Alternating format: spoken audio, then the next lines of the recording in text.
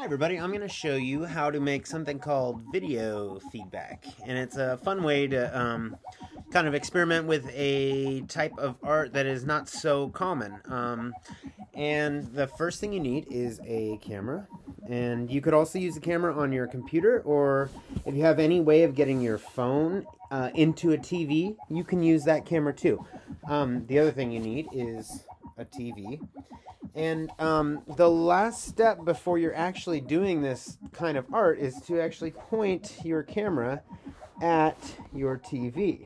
So watch what happens. You can see I have a finger in here, and there's all of a sudden lots and lots of fingers.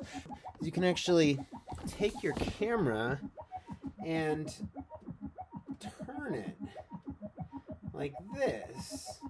And so now what I've done is, see, when I put my finger in there, watch, my finger is coming all in each time it's turning a little bit, so I get this spiral, right? But the main thing that I wanted to show you all today, that I wanted to maybe inspire you to do, is to play around with what happens when you point a camera at a TV or at a monitor. And that's kind of this phenomenon called video feedback, which is a really beautiful and pretty thing.